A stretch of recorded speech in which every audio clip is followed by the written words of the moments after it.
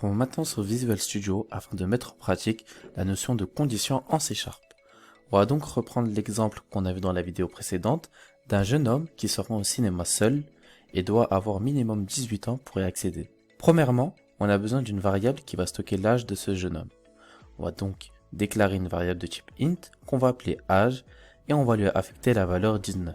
Ensuite, il faut créer la condition qui va permettre de vérifier si l'âge de la personne est supérieur ou égal à 18. En gros, qu'il est majeur. Donc pour faire ça en C#, il faut faire un if. If en français veut dire si.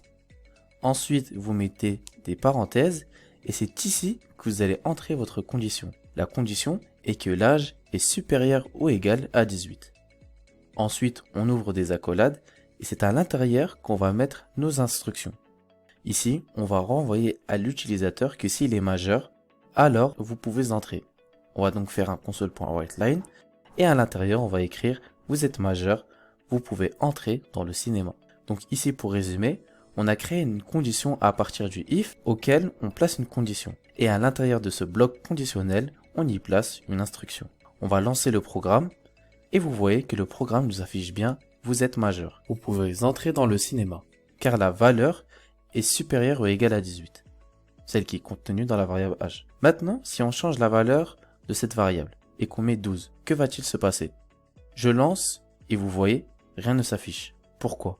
En réalité ici, on teste si notre âge est supérieur ou égal à 18. Et seulement si le résultat de ce test est vrai, alors on exécute l'instruction faite entre les accolades. Vous allez me dire, mais on veut que notre programme soit complet, qu'il traite n'importe quelle situation, qu'on soit mineur ou majeur. J'y viens. En C# et dans la totalité des langages de programmation, il existe ce qu'on appelle le else, qui veut dire sinon en français.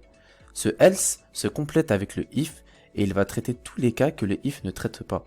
Lorsque le compilateur va exécuter votre programme, il va tout d'abord tester si la condition est vraie ou fausse. Si la condition est vraie, alors le else est ignoré. En revanche, si la condition est fausse, alors le else va intervenir pour traiter tous les autres cas. Ici, dans cette situation, le rôle du else sera de traiter le cas où le jeune homme est mineur. Dernière chose, le else n'a pas besoin de condition, car il traite tous les autres cas que le if ne traite pas. Donc entre les accolades du else, on va mettre un console.writeLine qui va nous afficher « Vous êtes mineur, vous devez être accompagné d'un adulte ». Maintenant, si on lance le programme, l'âge équivaut à 12.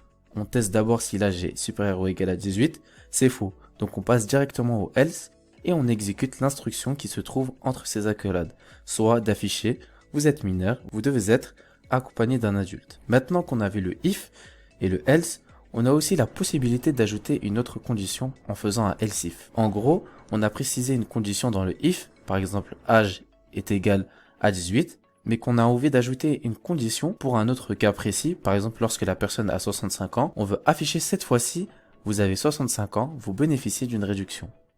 Vous savez que le else comprend tous les autres cas qui ne sont pas dans le if. Donc si on met cette instruction dans le else, si on a 12 ans par exemple, on aura cette instruction qui sera exécutée. Et c'est pas ce qu'on recherche. On va tout d'abord changer la condition du if et mettre âge égal à 18. Le double égal, vous vous rappelez qu'il permet de faire un test d'égalité si l'âge est égal à 18, contrairement au simple égal qui permet d'affecter une valeur. Ensuite, dans le console.writeLine, on va mettre par exemple promo de moins 20%. Pour celui qui a 18 ans. Ensuite, pareil que pour le if, sauf qu'on va rajouter un else devant, qui fait else if. Sinon, si la condition entre les parenthèses sera âge égal à 65 ans, on ouvre les accolades et on va afficher promo de moins 50%. Ça veut dire que celui qui aura 65 ans bénéficiera d'une remise. Et pour terminer, le else va traiter tous les autres âges. On va afficher une promo, par exemple, de moins 10%. Donc maintenant, si l'âge équivaut à 65 et qu'on lance le programme, on entre bien dans la condition du else if et il nous affiche promo moins 50%. Si je mets 18, on entre dans la première.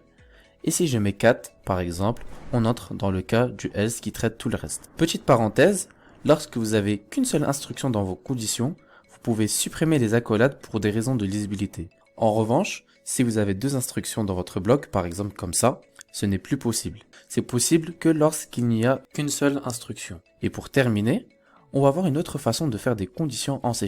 Reprenons notre programme du cinéma. Imaginons qu'il y a une réduction pour plusieurs tranches d'âge, qui va se traduire par plein de if, else if, etc. Donc, ce qui fait que notre programme ne sera pas très optimisé et illisible. Cependant, notre politique en tant que développeur, c'est de faire des programmes optimisés et clairs. On se doit de les respecter. Afin de parer à ce problème, on a ce qu'on appelle le switch. Il va nous permettre d'éviter de mettre des if par dizaines un peu partout. Maintenant, pour faire un switch, c'est très simple. Vous tapez switch et entre les parenthèses, vous mettez la variable avec laquelle vous voulez faire les tests. Ici, c'est la variable âge, donc vous mettez entre les parenthèses la variable âge. Ensuite, vous ouvrez des accolades et on va maintenant indiquer tous les cas possibles. Premièrement, ce qu'on doit faire en premier, c'est d'indiquer le cas général qui va prendre tous les cas qu'on ne va pas indiquer, comme le else entre guillemets. Pour cela, il faut écrire default : Ensuite, on met toutes les instructions qu'on souhaite ici. Je vais mettre juste un console.writeLine pour afficher la phrase suivante. Vous ne bénéficiez pas de réduction. Ceci traite tous les cas qui ne seront pas spécifiés et je termine par un break. Point virgule. Dans le switch, on termine toujours un cas par un break. C'est pour dire au compilateur qu'on sort de ce cas. Si on ne le met pas, il tournera en boucle et ne pourra sortir de ce cas. Donc il est important de le mettre à chaque fois, à la fin de chaque cas, pour sortir du switch. Maintenant, passons au premier cas qui va traiter tous les moins de 4 ans. Pour faire ça, vous tapez case, qui veut dire close. Ensuite, ici, vous mettez la condition. Donc on va mettre inférieur à 4. Ensuite, 2 points. Et là, on va mettre notre instruction. On va afficher l'entrée est gratuite pour les moins de 4 ans. Et n'oubliez pas le break. Point virgule. Ensuite, en dessous, pour faire une autre clause, vous faites case. Ensuite, la condition que vous voulez, par exemple, tous ceux qui ont un âge compris entre 5 et 12, etc. Et on va en faire plusieurs, histoire de pouvoir faire plusieurs tests. Voilà. Maintenant, on va changer la valeur de la variable âge. Et vous voyez qu'à chaque fois, on entre dans chaque clause. Vous remarquerez que cette façon de faire est la meilleure pour ce genre de cas.